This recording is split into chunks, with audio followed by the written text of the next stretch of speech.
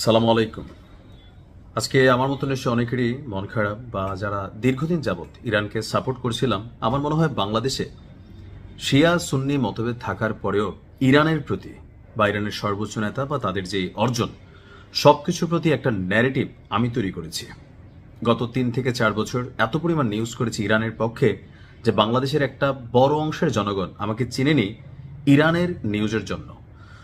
তো আজকে যখন আমাদের সর্বোচ্চ নেতার চিরবিদায়ের খবরটা আমরা কনফার্মেশন হয়ে গেলাম যে তিনি তার কার্যালয়ে যেখানে কাজ করেন সেখানেই শাহাদাত বরণ করেছেন, প্রশ্ন উঠছে এই ঘটনা কি যা আমরা চোখে দেখলাম তাই, নাকি এর পিছনে কোনো ঘটনা আছে?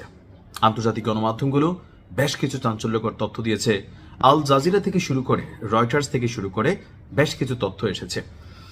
এই টোটাল ঘটনার পেছনে মূল খলনায়ক হচ্ছে সৌদি যুবরাজ মোহাম্মদ বিন সালমান।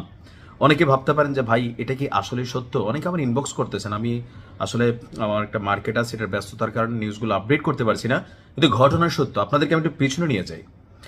গেল 3 থেকে 4 মাস আগে আমি একটা নিউজ করেছিলাম যে সৌদির যে বর্তমান রাজা, তিনি তার যে যুবরাজ সালমানের যে আরেকটা ভাই আছে প্রতিরক্ষা মন্ত্রী সম্ভবত সৌদির, সে গিয়েছিল ইরানে। তো আমরা দেখছিলাম, পজিটিভ নিউজ করছিলাম যে দেখো সৌদি ইরান এক হয়ে গেছে, মধ্যপ্রাচ্যে বাঘ সিংহ যখন কাঁধে কাঁধ মিলিয়ে চলবে জঙ্গল শান্ত হয়ে যাবে।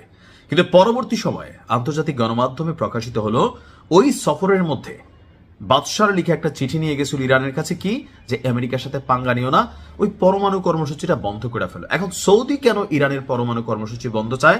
কারণ সৌদি জানে যে মধ্যপ্রাচ্যে তাদেরকে যদি কখনো কেউ টেক্কা দেয়, সেই রাষ্ট্রটার নাম হচ্ছে ইরান। এমনকি আমাদের কি বলা হয় যে এই শব্দগুলো নিলেও তো ভেজাল, বীরদের একটা পার্ট ইয়েমেনে যারা বসবাস করে, নিশ্চয়ই নাম বুঝতে পারছেন। তো এখানেও কিন্তু ইরান তাদের একটা প্রক্সি টিম পালন করে, যারা বিভিন্ন সময় ইরানের পক্ষে লড়াই করে। এই প্রক্সি টিমের আবার মাঝে মাঝে সৌদির সাথে ভেজাল, এখানে দুইটা গ্রুপ আছে। তো এটা থেকে সৌদি কিন্তু গেল কয়েক মাস আগে আপনার ইয়েমেনে বড় ধরনের অভিযান চালিয়েছিল, তাই না? তো এগুলোর মধ্যে ইরানের সাথে সৌদির একটা ভেজাল আছে দীর্ঘদিন যাবত। গেল 3 থেকে 4 বছর আগে চীনের মধ্যস্থতায় এই দুইটা রাষ্ট্র কিছুটা একত্রিত হলো, কিন্তু এখন আমরা দেখলাম যে সর্বোচ্চ নেতাকে শাহাদাত বরণ করানোর জন্য আপনার এমনকি ইরানে অভিযান চালানোর জন্য ট্রাম্পকে চাপ দিতেন সৌদি যুবরাজ। আমি এটা নিঃসন্দেহে বিশ্বাস করি, কজ আমি তো নিউজগুলো করি, ইন্টারন্যাশনাল জার্নালগুলোকে ঘাটাঘাটি করি। তো সেখান থেকে বেশিরভাগ সময় আপনি দেখেন ইসরায়েলের সাথে রেল যোগাযোগ থেকে শুরু করে অনেক কিছু, মাঝখানে বীরদের সাথে যখন ভেজাল লেগে গেল তখন সৌদি পিস নেমে গেল। এমনকি এই টোটাল ঘটনায় সৌদির যে ভূমিকা থাকার কথা ছিল সেই ভূমিকা দেখলাম না। তো সৌদি যুবরাজ মোহাম্মদ বিন সালমান তার যে একক আধিপত্য মধ্যপ্রাচ্য জুড়ে করতে চায়, একটা রাষ্ট্র ছিল ঝুকাঙ্গানি স্টাইলে, আর সেটা হচ্ছে ইরান। ইরান ছাড়া বাকি যে রাষ্ট্রগুলো আছে সেই রাষ্ট্রগুলো সবাই সৌদির বশ্যতা স্বীকার করে। আরেকটা কালপ্রিট আছে, এটা হচ্ছে আরব আমিরাত ওরফে দুবাই।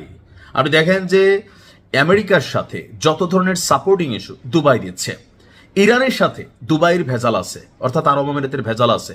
এমনকি ইরানের পারমাণবিক শক্তি সক্ষমতা নিয়ে পশ্চিমা বা ইসরায়েলের যতটুকু সমস্যা, তার চেয়ে 10 গুণ বেশি সমস্যা এই আরব রাষ্ট্রগুলোর। কারণ তারা মনে করে যে বসের সাথে ঠিক থাকা মধ্যপ্রাচ্যে রাজত্ব করতে হলে এখানে বসকে পাত্তা দ্বারা যে রাষ্ট্রটা one and only bluetooth man, আমাদের সর্বোচ্চ নেতা, তাকে শেষ করে দিতে হবে। কজ আমি আমার ব্যক্তি জীবনেও দেখছি একজন মানুষ পুরো একটা সিস্টেমকে আপনার যেমন আপগ্রেড করতে পারে, আবার ডেস্ট্রয়ও করতে পারে।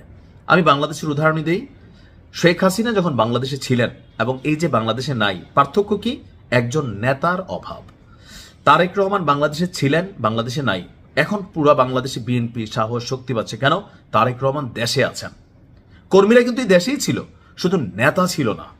একজন নেতার উপস্থিতি, একজন নেতার অনুপস্থিতি একটা সিস্টেমকে, বললাম না যে এখানে ভাইব দিতে পারে। যে ইরান গত 45 বছরে তৈরি হয়েছে, বেছে বেছে গেল 1 বছরে সবগুলো মাথাকে শেষ করে দেওয়া হচ্ছে।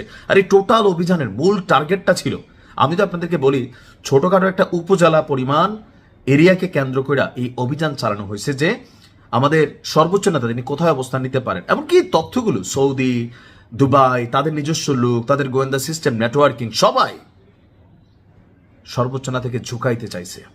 আল্লাহ তাকে জান্নাতের সর্বোচ্চ মাকাম দান করুক। আসসালামু আলাইকুম।